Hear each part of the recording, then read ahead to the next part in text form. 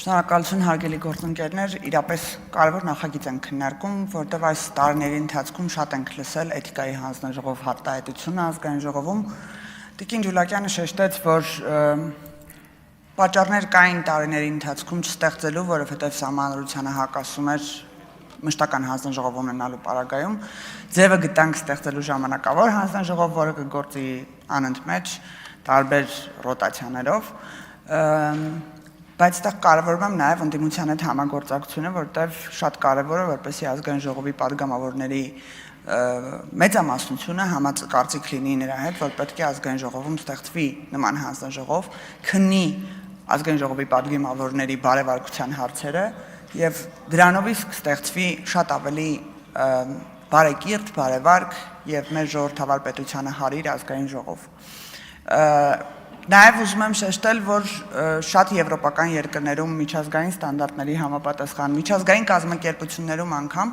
էթիկայի հանձնաժողովները մի փոքր sense մեր բառերով ասած վախենալու հանձնաժողովներն են եւ падգամավորները ամեն ինչ անում են հանկարծ ու հանկարծ չհայտնվելու նրանց դիտադաշտում, որովհետեւ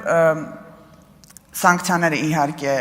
այդքան էլ էական չեն մեր պարագայում էլ որտեղ падգամավորին սանկցիա չենք կարող տալ, բայց համենայն դեպս մարդիկ շատ ավելի շատ են վախենում հանրային պարսավանքից եւ այն դիտանկյունից որ նայենք որ էթիկայի հանձնաժողովը քննելու է падգամավորների ոչ միայն օրինակ հանրային խոսքը, այլ նաեւ շատ հարցեր, որոնք վերաբերվում են բարևարկությանը, ինչպես նաև կոռուպցիայի կանխարգելման հանձնաժողովի տիրույթում գտնվող օրինակ պետական պաշտոնյաների բարևարկությանը, ես կարծում եմ, որ սա կարևորագույն հանձնաժողով է եւ միտված է լինելու միայն ազգային ժողովի դերի եւ նշանակության բարձրացմանը։ Ինչ վերաբերվում է դերաբաշխմանը, Տիկին Ջուլակյանը շեշտեց ինչպես է ստեղծվելու հանձնաժողովը, որ պարիտետային ենք անելու եւ նենց ենք անելու, որ ստացվի, որ կողմնապահություն կարող են անեն թե իշխանության ներկայացուցիչները, թե ընդդիմության ներկայացուցիչները հարցերի քննարկման փուլում, նաեւ ունենք հնարավորություն մեծամասամբ նիստերը փակ են լինելու, որպեսզի կամերաների առաջ քաղաքական տեքստեր չհնչեն եւ չդառնան քաղաքականացված հարց, այլ իրապես հարցը բովանդակային քննվի եւ մարդիկ կաշկանդվածություն չունենան падգամավորներին սիրաշահելու կամ հակառակը ինչ-որ ձևով պատժելու։ Ես կարծում եմ, որ հաջորդ ազգային ժողովը շատ ավելի շատ է ունենալու սրա կարիքը, քան այս ազգային ժողովը, որովհետև պատկերացնում եմ ինչպիսի ընդդիմություն ենք ունենալու եւ ինչպիսի ընդդիմադիր ներկայացուցիչներ ենք ունենալու ազգային ժողովում, հաշվի առնելով նաեւ նրանց հանրային խոսույթը, եւ շատ կուզենայի, ցավով եմ շեշտում, որ էլի ընդդիմության ներկայացուցիչները այստեղ չեն եւ շատ կուզենայի, որ քննարկենք այս նախագիծը երկուստեք, որովհետև հենց նրանց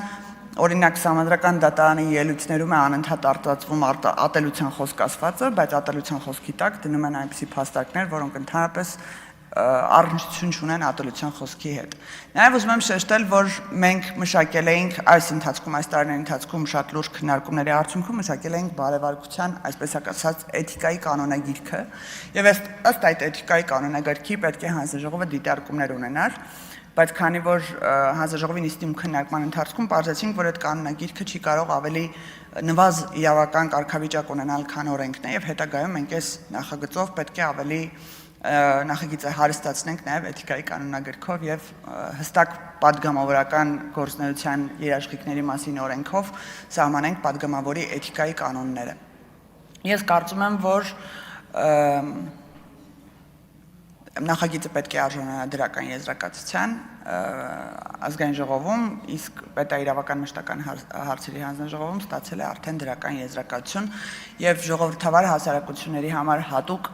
կարգերի հիմնադրումը մեր հանձնառությունն է եղել եւ մենք շարունակելու ենք այս գործելավոճը հնդածս։ Շնորհակալություն։ Հավանիչ տեսանյութը եւ բաժանորդագրվիչ նորությունները բաց չթողնելու համար